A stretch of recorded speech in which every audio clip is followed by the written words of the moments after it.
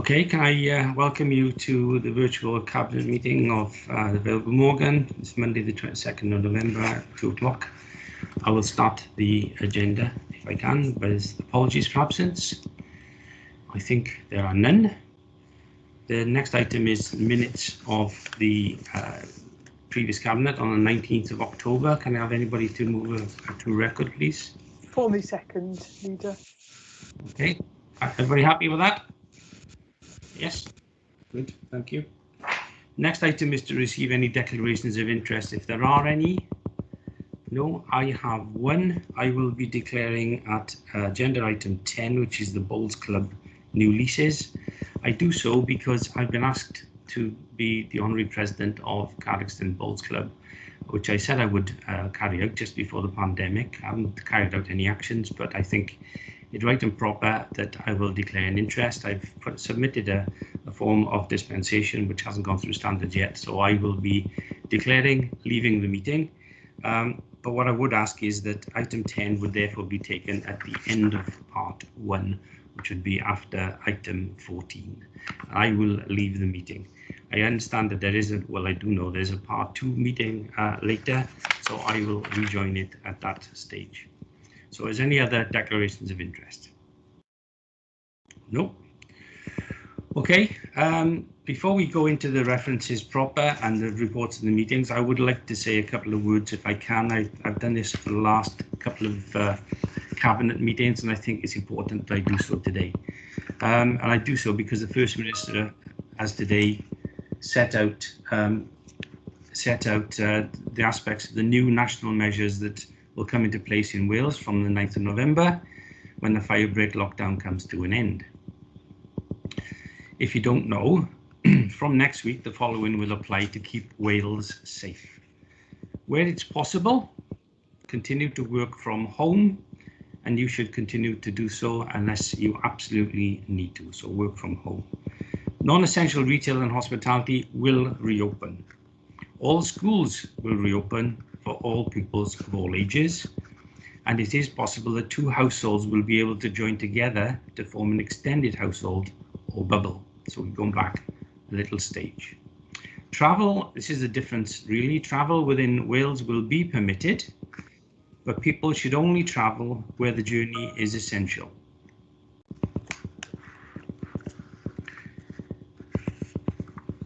Travel outside Wales will be permitted only with a reasonable excuse.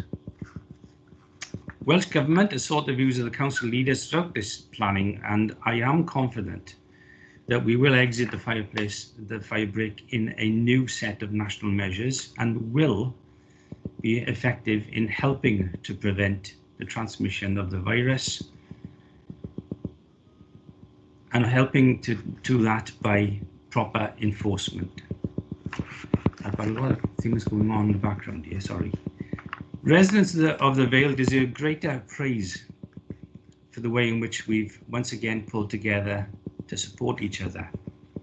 I know that entering the firebreak, even though we knew it would only last for 17 days, was not a prospect anybody welcomed. I know I certainly didn't. However, the decision of the UK government to introduce a 4-week lockdown for Wales, England this weekend shows that here in Wales, we were correct to take early action. While it's actually too early for sure to know what the impact the firebreak will have and has had, what we can do is only hope that they will have some maximum benefit if it's observed in full by all. And that actually has to take for as long as necessary. So we really do need to take the action until the 9th of November. As I said, we're halfway through the firebreak, but a week can make a huge difference. As hard as it is to change the way we live our lives and cut out our social contact, we must continue to work together to do so. The evidence of the first 10 days of the firebreak tells us that compliance in the Vale is generally very good, but I have to say the virus is not and has not yet reduced enough to date. In fact, it's slightly gone up. So I hope if we continue this for a further week, and we know that the results will be delayed for at least 10 to 14 days after that, that this will change for the better. I say that because sadly there are some who do not recognise their social responsibility and who are flouting the rules. The Council's regulatory service team will and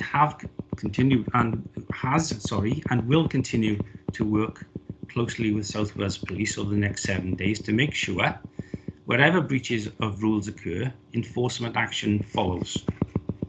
So until the 9th of November, people must refrain from mixing with anyone outside their household, either indoors or outdoors, and continue to work from home wherever possible.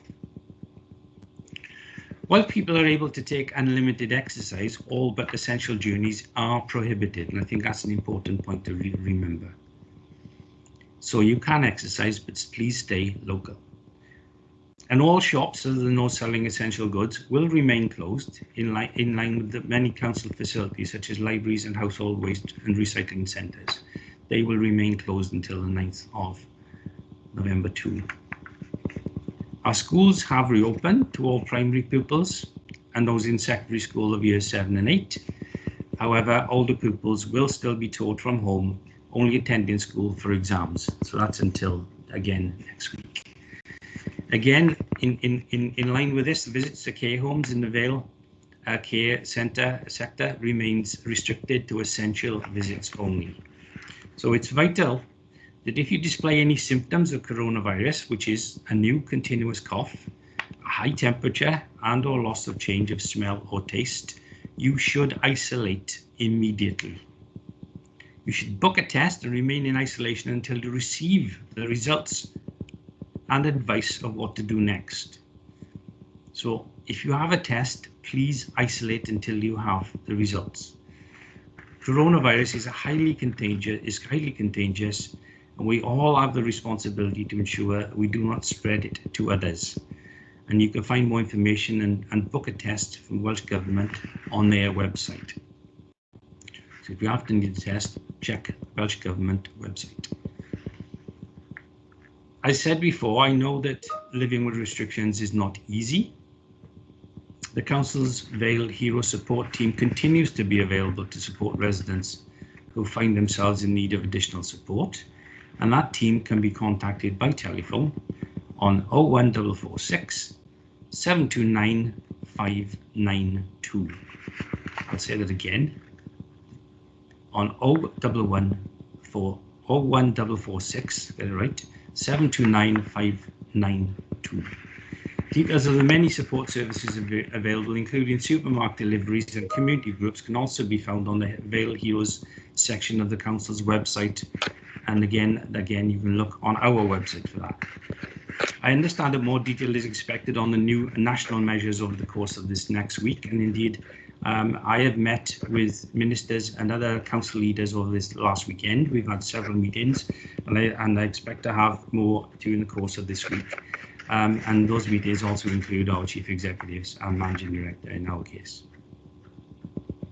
As any new information emerges, we will be reviewing all our council services to ensure we're still able to deliver them effectively, and I will keep all residents informed of any changes as and when decisions are taken. In the meantime, my message remains to you all, which is a simple one. Please stay at home for as long as you can. Only go out for essential reasons, work from home, and help us and the community stay safe. I'm sorry it's a very long comment, but I think it's important that we realise that we still have a week to go, and in that time we can still make a difference. Our figures need to come down because they're not coming down currently, and I'm hoping that if we can make that difference, as I said, there is a lag of a fortnight, so we will know in 2 weeks after the 9th of November whether it's been effective or not, and it can only be effective if everybody plays by the rules and does exactly as they're required to. Okay, I'm sorry about that, it took a long time.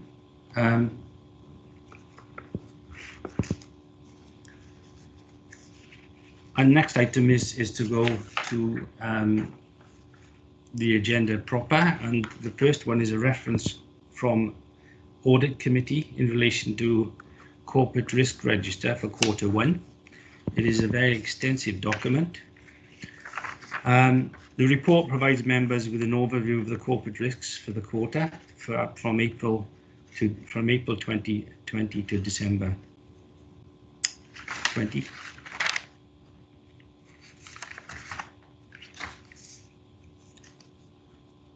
In terms of the corporate risk, there were 16 corporate risks on the register. There was a new risk included of CR19, COVID-19.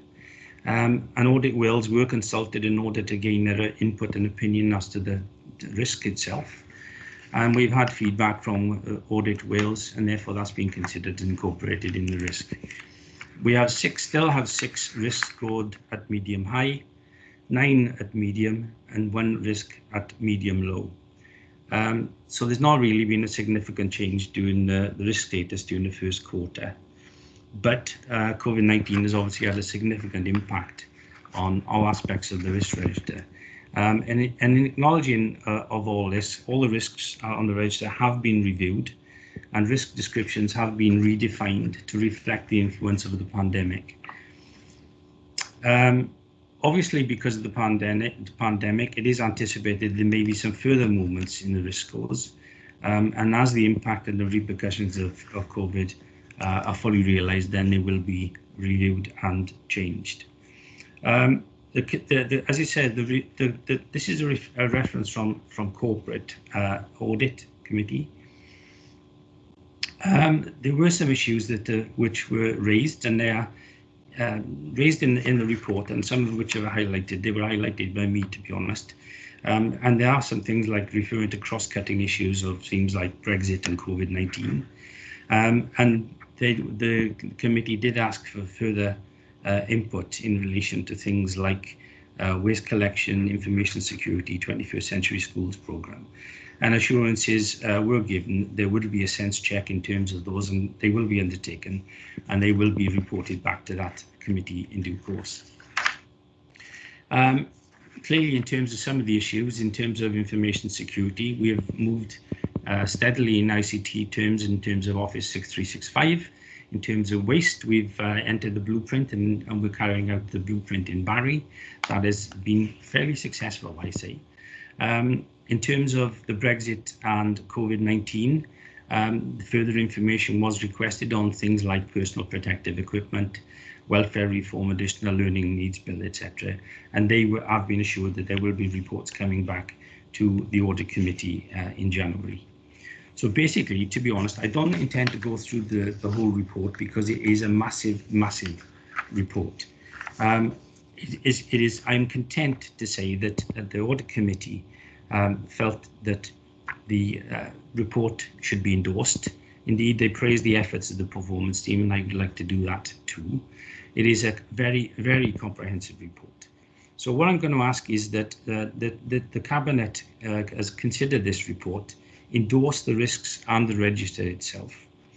And because it is so important, I think what we really need to do as a Cabinet is to receive quarterly reports, by exception probably, in terms of the risks, so that we are up to date as well as anybody else can be in terms of the risks that are associated with anything that we do as a council.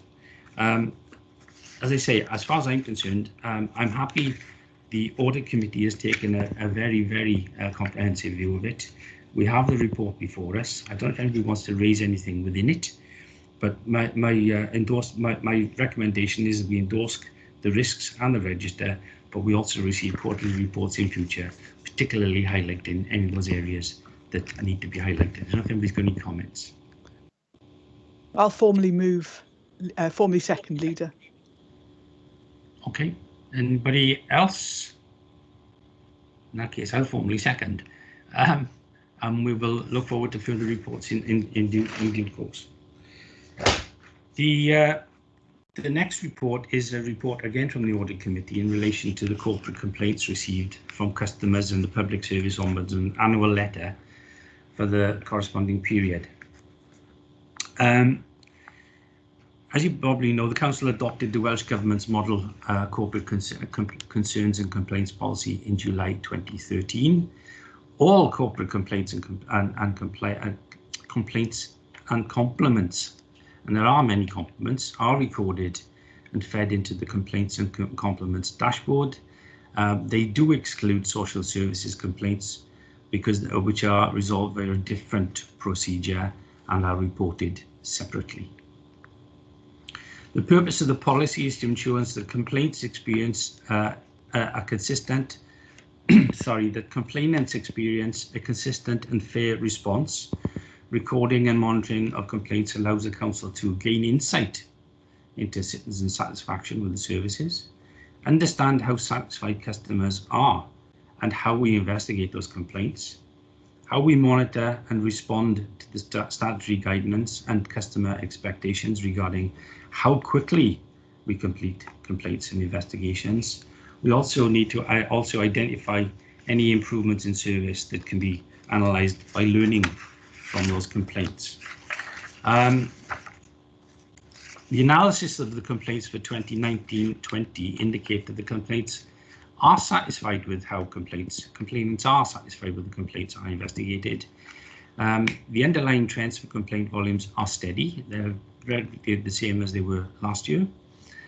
Responsiveness is improving. Complaint handling is meeting the required of our statutory bodies, and an increased focus on learning from complaints is required. During the year, the Public Service Ombudsman received 30 complaints relating to the council, fewer than the 37 in which is expected for an average council based on our population size, and indeed unchanged from the previous year. Only one complaint was taken into consideration by the Public Service Ombudsman during the year, although this is yet to be resolved to date, at the date of this report. So basically, the annual report details complaint performance of the directorates for 2019-20 and includes performance trends since 2014-15. So basically, the report is before you. I don't think we want to make any comments, but I will move that the contents of the report, Appendix A, which is the annual complaints and compliance report, and Appendix B, the annual letter from the Public Service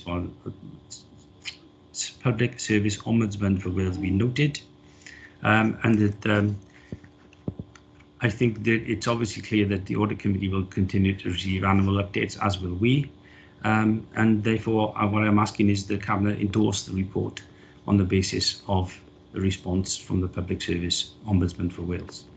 Anybody got any comments to make in relation to this, please? I can't see any hands. No, I'll formally second. Okay, no comments from anyone? Okay, thank you very much. And again, the reports will continue to go to Audit Committee, and again, we will receive any issues that need to be considered. The next item is a report of the Cardiff Capital Regional Cabinet of the 14th of September. It is here for noting. It does cover lots of areas that have been addressed at that meeting. So what I'm going to ask you to do is that we note those reports. However, I'm going to make a further recommendation because part of the work of the Cardiff Capital Region Cabinet is that they do wish to come along to councils and give an overview of the work that they've undertaken. And there has been a request for a presentation to our council. I have acceded to that, and I will arrange for a presentation to the council to be at the earliest opportunity. But formally, can I formally note the minutes, and that I will be looking for a presentation from the Cardiff Capital Region management team at council in the fullness of time. Is that acceptable? Yes? Yes. Agreed? Yeah, agreed. Good, you are there. Thank you. Okay, next item is the review of statues, monuments, street names and building names. This report sets out proposals for reviewing statues, monuments, street names and building names in the Vale of Glamorgan in light of the current concerns on the interpretation of some of the names associated with those statues, monuments, street names, buildings, etc.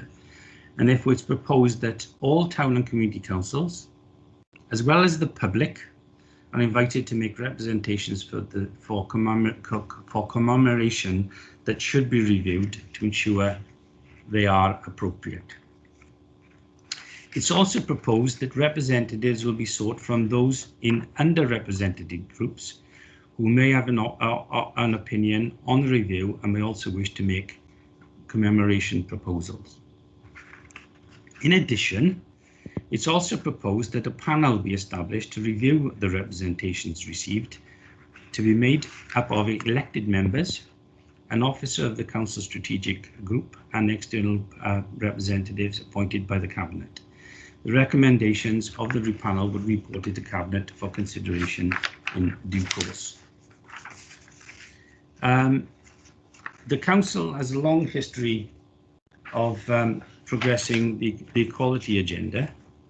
A new strategic equality plan for 20 to 2024 has been adopted this year to provide a framework within which to take forward positive action in line with the duties of the Equality Act and to influence the work of the Council across all of its services. In addition, the Council is proactive in promoting the equality agenda through its sense of place initiatives, promotion of the arts, and through commemorating particular events at particular times of the year. As we all know, earlier in 2020, the Black Lives Matter movement brought the world's attention to important issues relating to ongoing racism that exists in the world. The Strategic Equality Plan contains details of the anti-racism actions which are underway and or planned. However, it is clear that more needs to be done to tackle racism. One important issue that was raised during the Black Lives Matter movement related to how commemorations of history should now be reviewed to ensure they are appropriate to the current time. In June, I indicated the need to begin work to proactively review all statues and commemorations, including street names, public buildings and plaques in the Vale of Glamorgan. This work will be to ensure statues and commemorations on public land, as well as the names of streets and buildings to be reviewed, are representative of local people's values and those of a modern, inclusive council. In July, the First Minister made announcements, and that's covered in the report, and he says it's time that we properly reflect on the representation of Black, Asian and minority ethnics living in the heritage of Wales. We need to re-examine the way some of our public monuments and buildings are valued and consider what they say about us, our society today and our shared history. A Welsh Government task and Finnish group has been established, led by Gaynor Gal. Gaynor I've known for many, many years, and I know she will do an excellent job. This report also sets out proposals for progressing a local review of those statues, etc., and seeks approval to engage our communities in this important area. I'm sorry, I'm going to read this in full because I think it's important. The Council will continue to contribute to the work of the National Task and Finish Group, but it's also important that we take this action locally, with as wide a range of people involved as possible. The movement has rightly prompted people to consider the appropriateness of commemorations or acknowledgement of people and events from history and their relevance of today. Particularly the case is where links relate to the intolerable slave trade that existed. So as well as reviewing the appropriateness, we should also consider the positive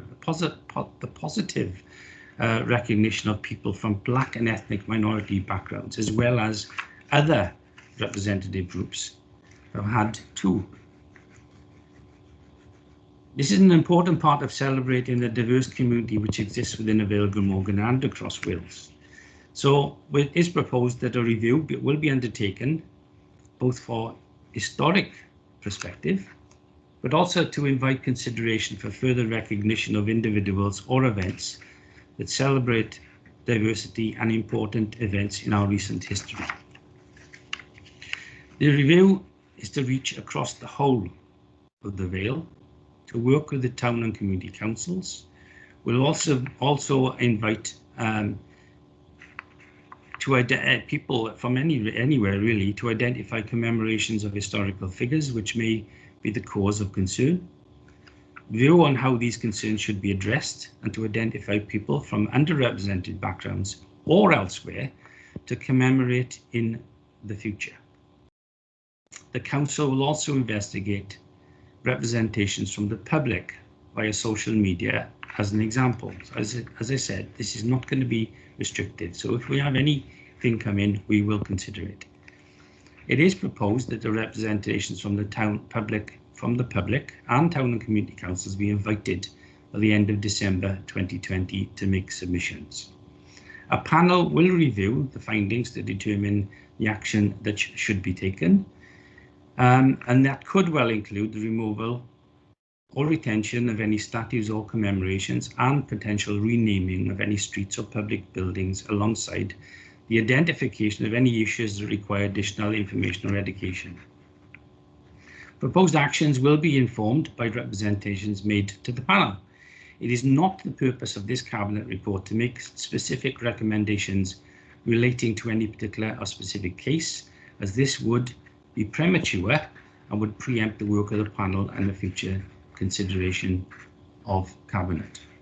The report does set out that it's proposed the panel will be established. It also says it will be comprised of myself as leader, the deputy leader of the council, the member equality champion, the member LGB champion, an officer from the council strategic leadership team, and a representative from local history societies and Vale of Glamorgan Stand Up to Local Racism.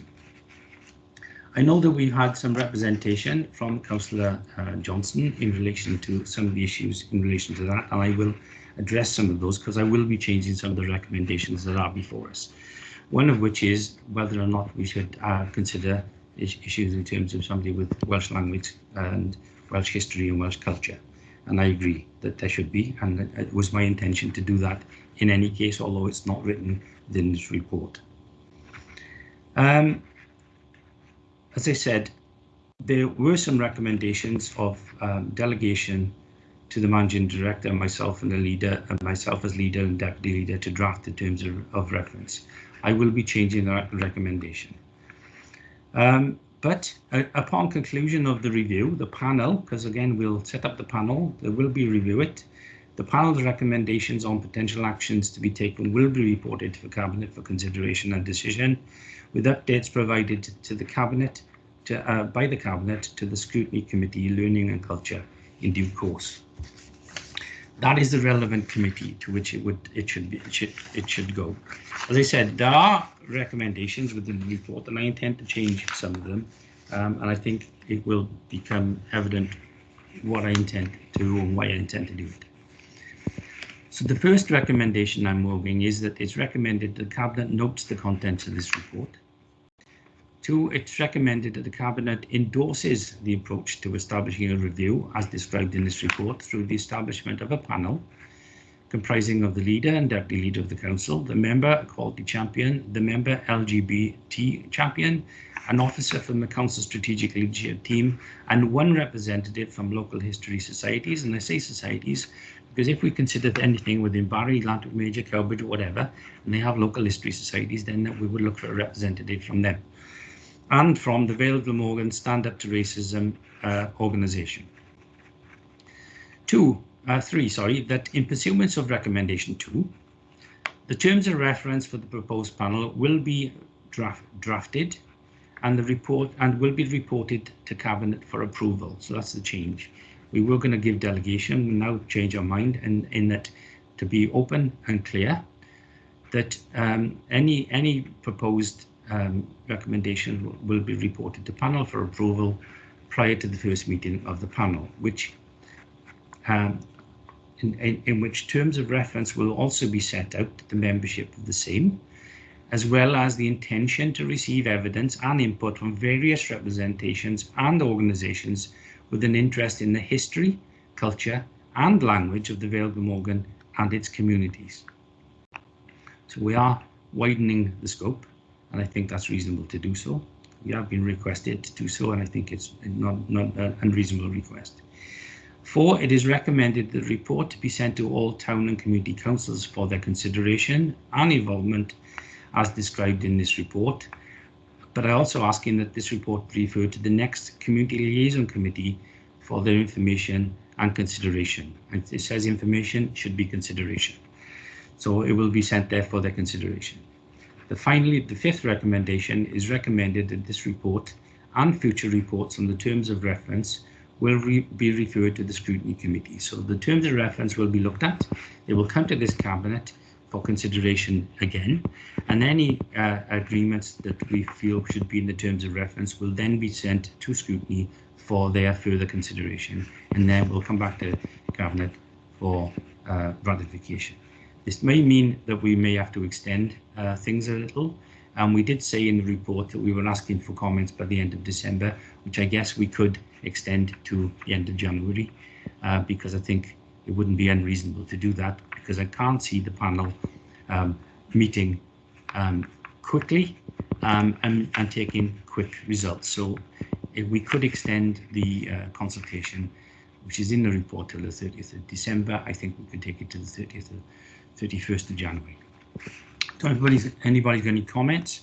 I have spoken for a long time. My voice is going, but there you go. Any comments from anybody, please, while I have a little drink? If I could come in, leader. I don't know what's happened there. Yeah, please. Oops. I don't know, somehow I'm getting a lot of feedback. This is a hugely complex topic, but it's one that is right to address at this time. And in that, I'm grateful for the Black Lives Matter movement actually being the catalyst to bring this on the agenda. But I think it's broader. People within the Vale should feel that they belong and are valued within their community. And that means that the environment in which they live should also demonstrate that they are part of that community. A couple of things that I'd like to add to that is, many people have told us that the lights in the shelters on Barry Island and in the tunnel in Hood Road are not just a bit of fun, that by using them to mark events and special days, they reassure people that this is their community.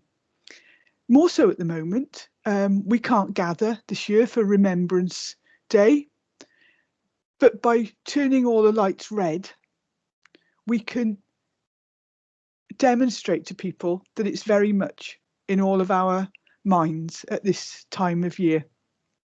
And that's hugely important. Sometimes we light the lights up with things that are smaller and matter to fewer people, but they still matter. I'd like to do more of that with our sense of place work right across the Vale. I also think that when we look at this work, we need to also make it a positive in terms of looking at the people that haven't been commemorated, the people that are important, that have made a difference to either their communities, to nationally or even internationally. And I don't know how some of those have been missed, but I think this is an opportunity to put that right.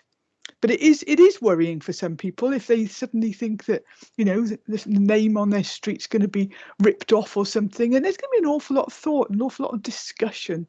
But if I can say, if you lived in sort of Savile Close or Glitter Avenue, you probably wouldn't be too bothered about having the name changed if they had actual attachment to those individuals. But then if you lived in somewhere that was called West Way, it could be that it's on the west of the town and it might not be associated with Fred West and all the goings on there. So we have to think about this very carefully. We have to talk to people who understand the history of the area and understand the background to any names, and then discuss with those communities what is the appropriate course of action. So this is not a knee-jerk, but this is something that really needs to happen. So on that note, Leader, I'd be really pleased to second the report. Okay, thank you, Liz.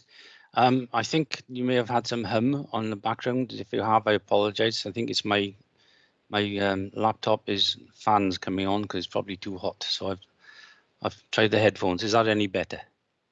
Yes, good. Okay, thank you. Well, I've moved on recommendations. Anybody else got any comments to make in relation to this? I think it is going to go to scrutiny. We will have some issues raised there, but I think that's good. And we have addressed some of the comments that were made in terms of Welsh language and Welsh culture. I think we can move forward with that on that basis. Yes, so agreed. Good. So you can hear me. Good. Okay. The next item is item 8, which is the development of climate change action plan. This is basically to update the Cabinet on the work being undertaken in response to the climate emergency, which was declared by the Council in July 2019.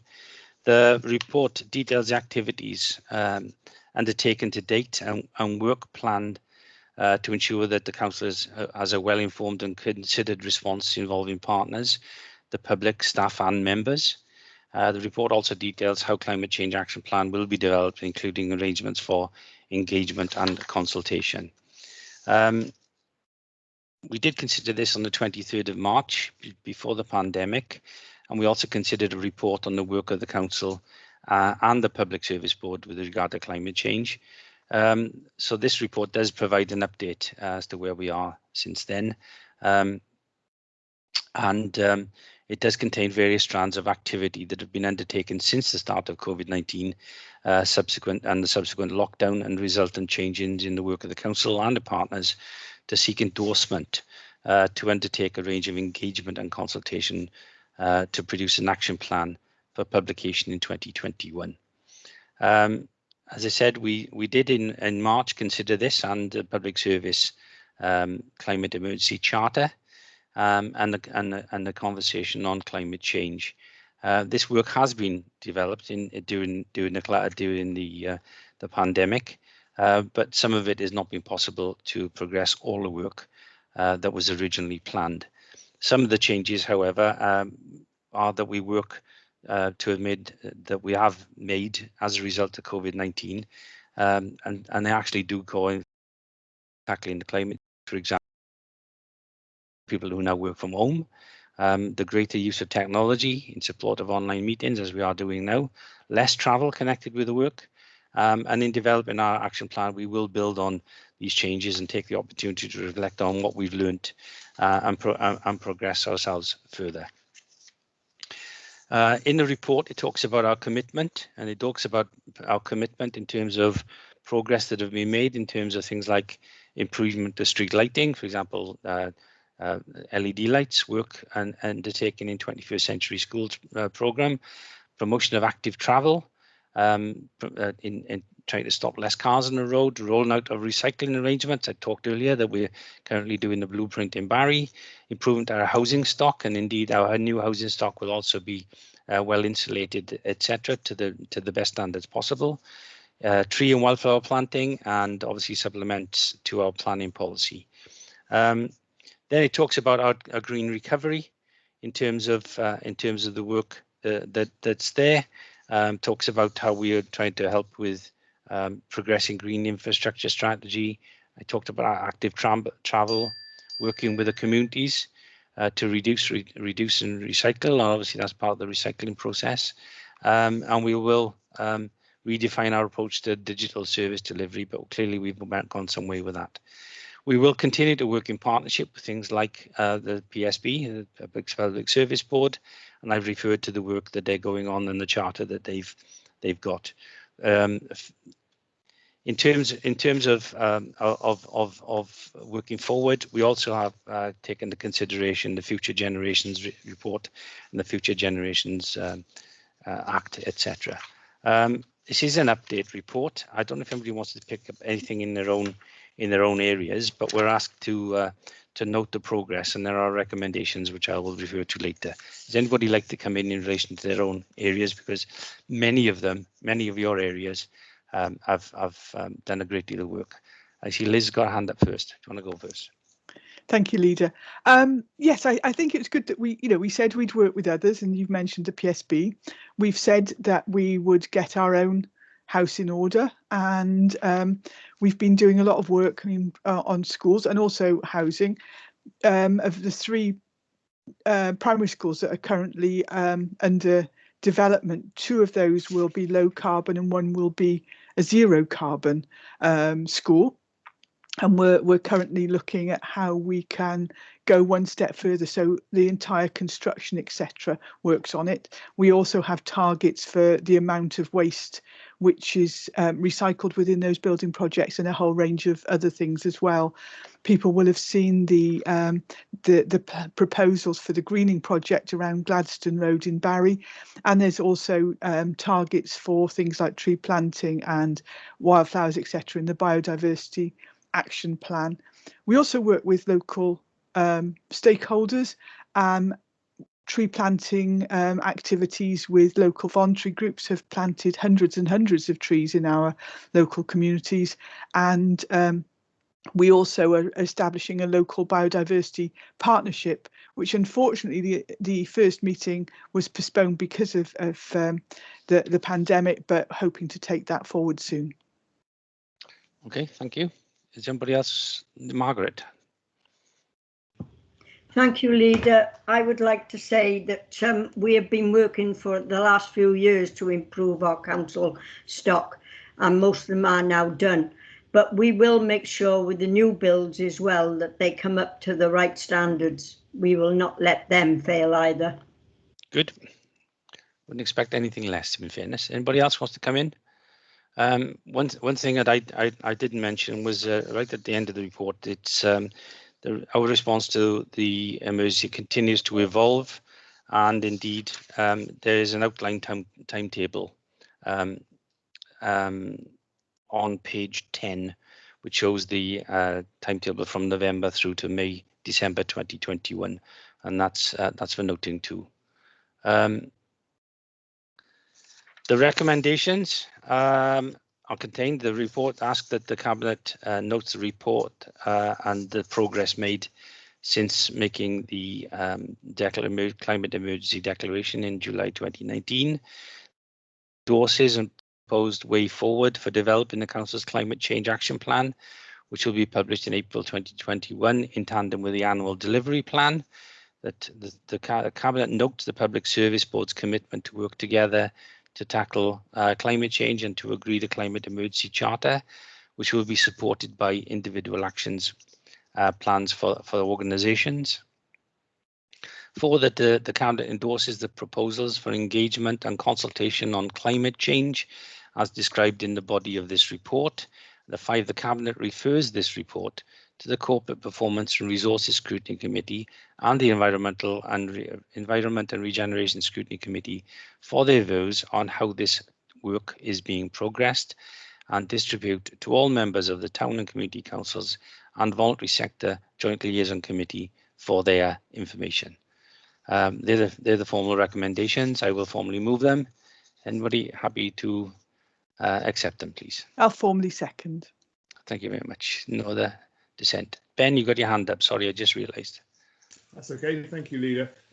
Absolutely happy to support this. And I think it's important, following on from declaring that climate emergency, there were a number of residents who got in touch with myself and no doubt other councillors saying, well, what does this even mean? And you know, what do you mean? What are the council going to do? How does this affect things? And I think that part about education and engagement is really important, because it's what we can all do to affect this change, which is important. And when you start thinking about the very many layers, and you know, Liz touched on it there with regard to how we procure, how we build our buildings, how we do everything, which is why it's taking that time to come forward with the plan, and I look forward to seeing what it says in April next year. So I'm absolutely happy to support this, and it's only through that engagement and everybody doing their parts that we're really going to make this difference. So thank you to the officers who put this together and everyone who's worked on getting it to this stage so far.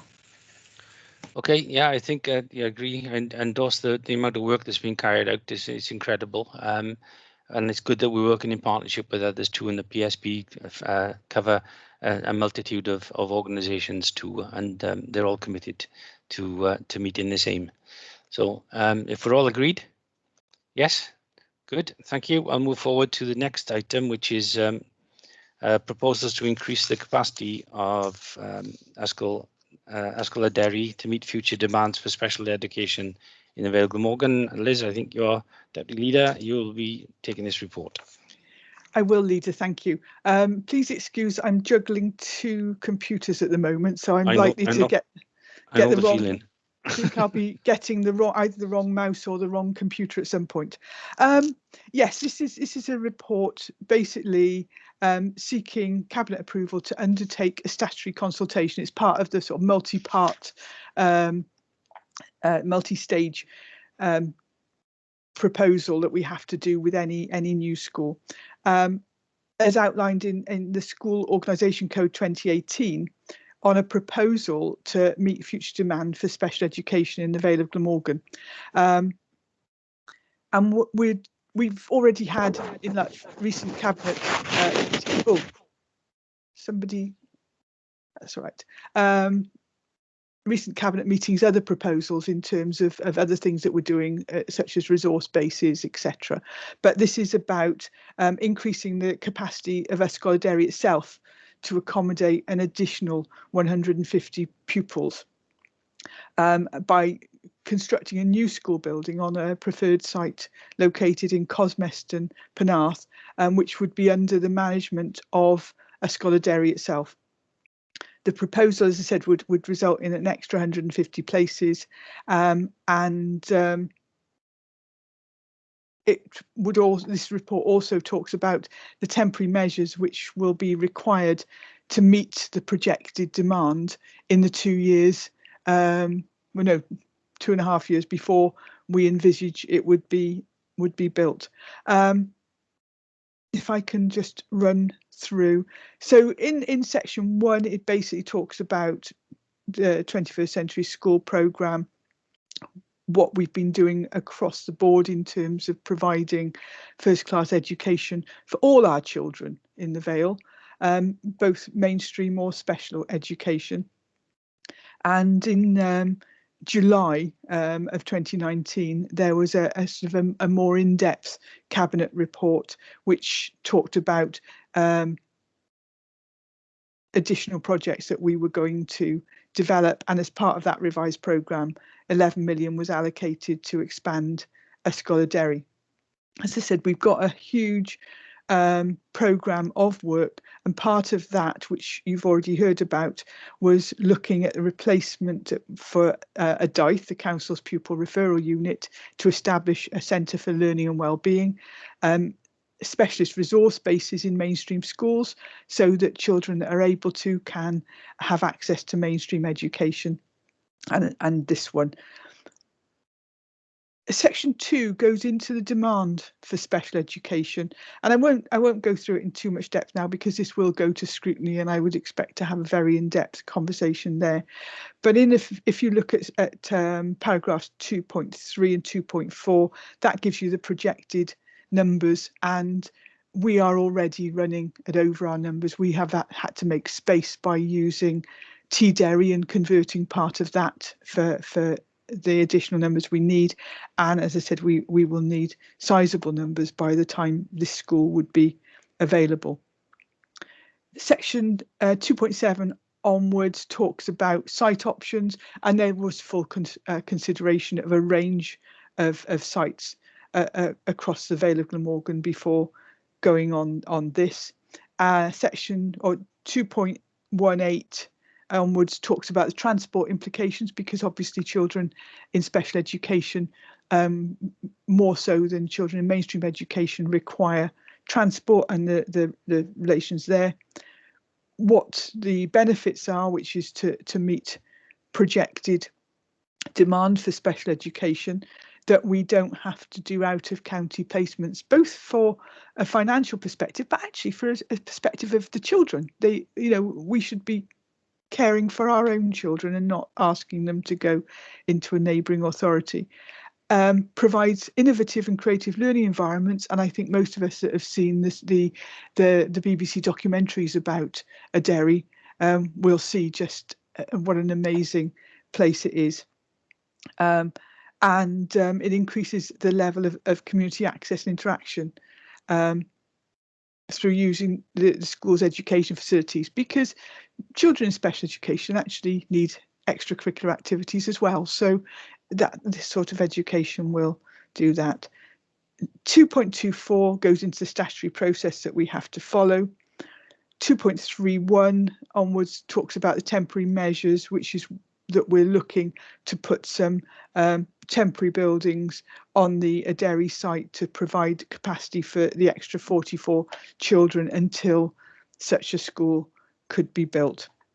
So if I can just go back up to the top so I can get to the recommendations. There are 5 recommendations.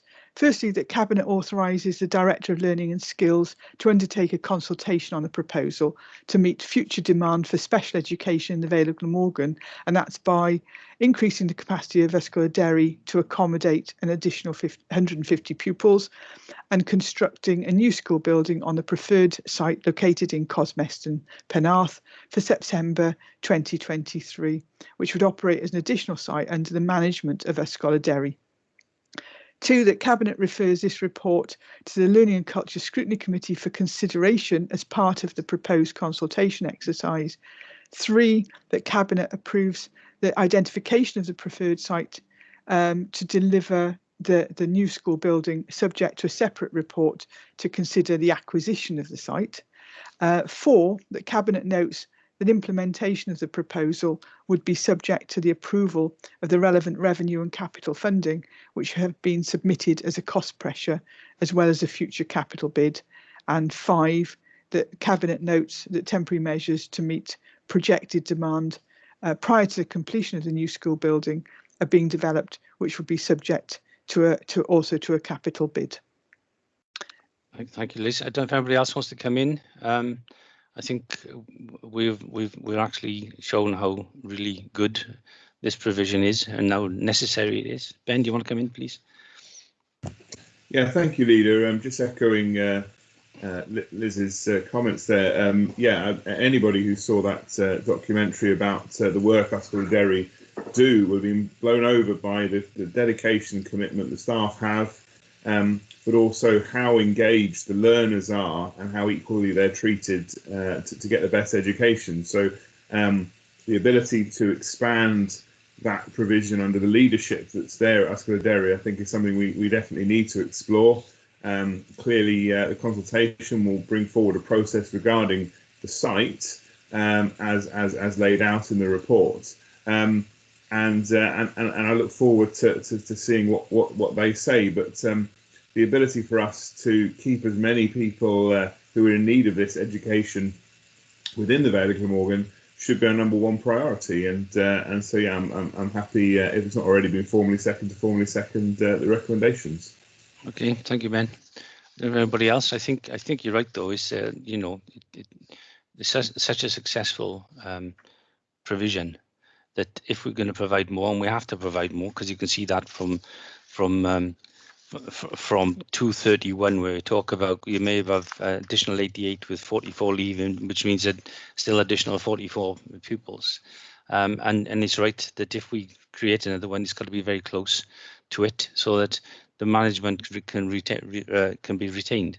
So I'm very happy to go forward to these recommendations, and I think we also need to congratulate all those who work and support Ysgol Derry currently, and clearly we need to make sure that we can progress at this and provide the provision that we actually do require.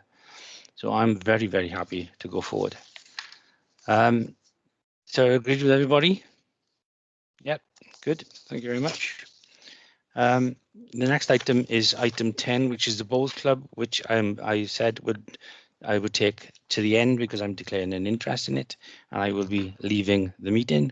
So next item is item 11, which is a leisure management contract, and I think this is a part 1 report.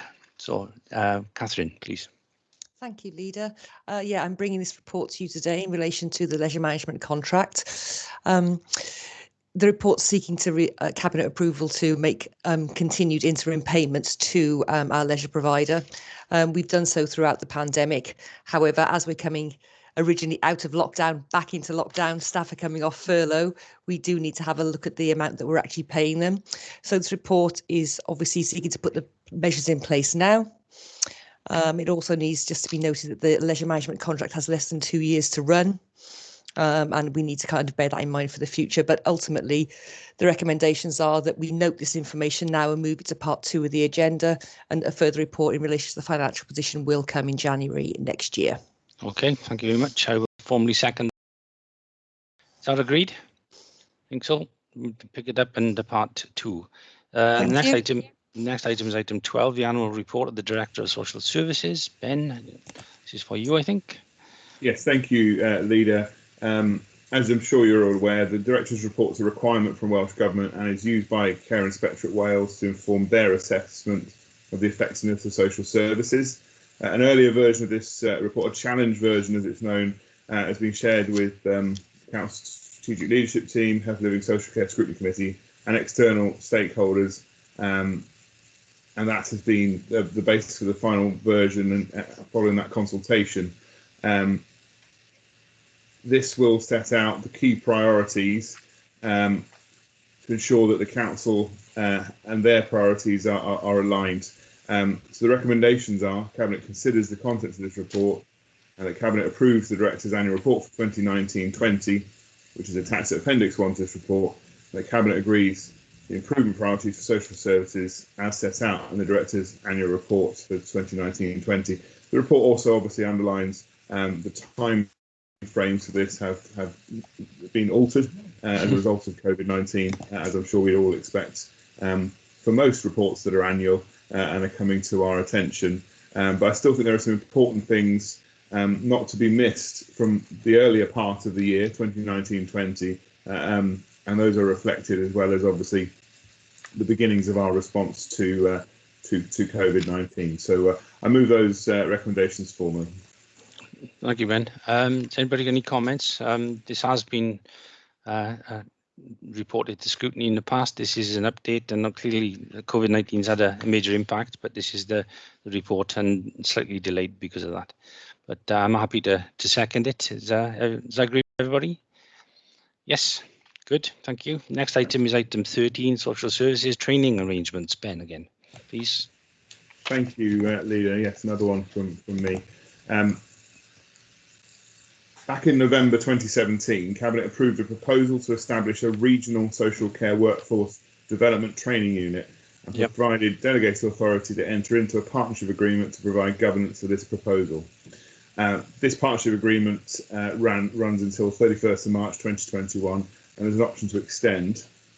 This report basically proposes that no extension is sought to this arrangement and that alternative local arrangements are put in place by social services together with the Organisations Development and Learning Department of Human Resources at the corporate level and the Council. Essentially, during this pandemic, we've been in a position to work very closely with local providers and actually identifying certain training needs there. I think it's become apparent that we have got these great communication links with local providers, and actually when it comes to our training provision, it will work even better if that's something developed locally that we can tailor to within the council, but also to the partners we work with in delivering the services we deliver. So to that end, the recommendations are: recommendation 1, that Cabinet agrees that current regional training arrangements should not be extended. 2, that subject to recommendation 3, Cabinet provides delegated authority to Director of Social Services in consultation with myself, Cabinet Member for Social Care, and the head of human resources to create a locally provided training service, which social services will be using to be effective from April 2021. And the Cabinet refers this report to the Health and Social Care Scrutiny Committee. That should read Healthy Living and Social Care Scrutiny Committee for their consideration. So with that slight amendment to the text, are we happy? I formally move that. Are we happy to support? Yes, I'm happy to support. I think it's maybe one of the, can you call it a benefit of COVID-19? We've actually found a different way of work and found it a good way to work.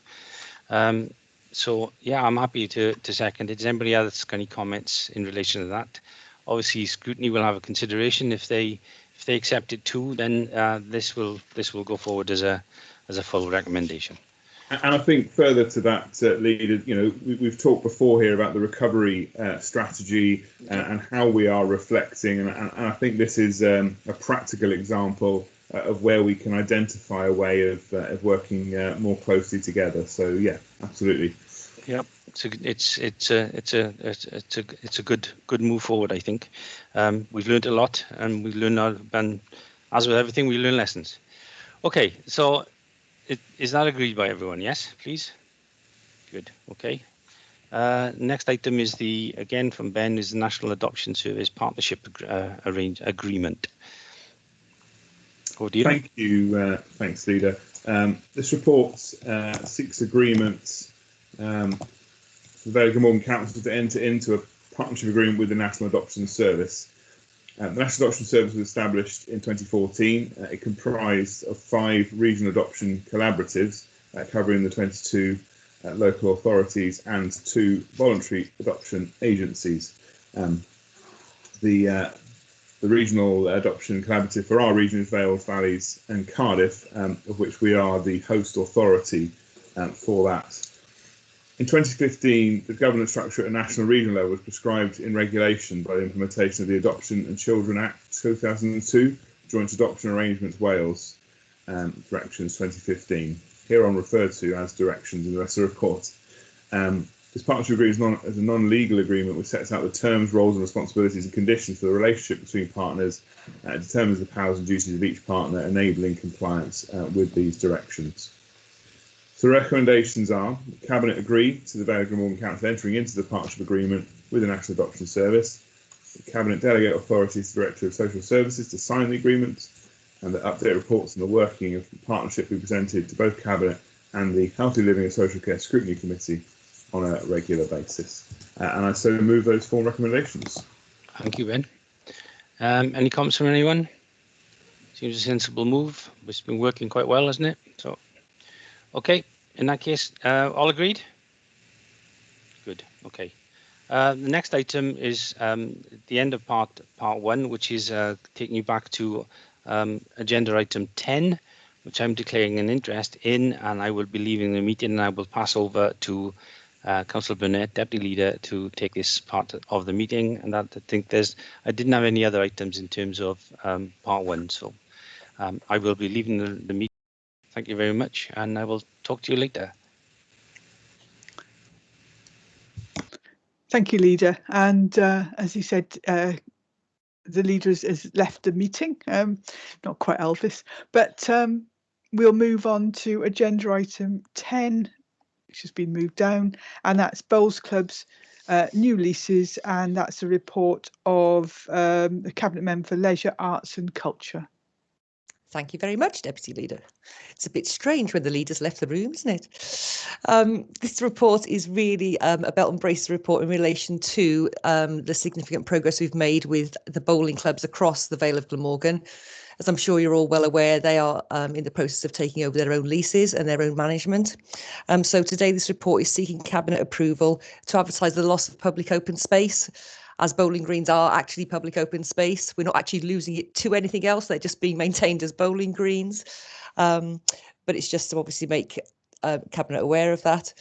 So the recommendations are that there were 3 recommendations: that the authority grants to the monitoring officer and head of services to dispose of the land, which the Mirchfield Bowling Club, Millwood Bowling Club, Romiley, Bellevue, Cadoxton, Central, Cowbridge and Roos Bowling Clubs by the way of a 25-year lease.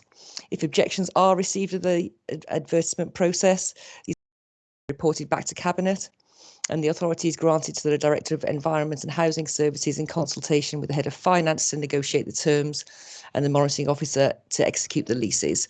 As I said, the leases are already in place, but it's just going to finish them off. So I would look for approval for that today, please. So I'm happy to formally second, Deputy Leader. Thanks, Ben. Any comments from much. anyone else? No. So are we all happy with those recommendations? That's great. Thank you all for your support. Super. Thanks, Catherine. So that brings us to the end of the part one discussions. There are no urgent items. We have one item for discussion under part two of the agenda, which is a report again of the Cabinet Member for Leisure, Arts and Culture, discussing concerning the leisure management contract, COVID-19 implications, as a follow-on from the discussion under item 11 of today's agenda. As there are matters that are considered commercially sensitive, we'll need to move into private session where confidential matters can be discussed under part two.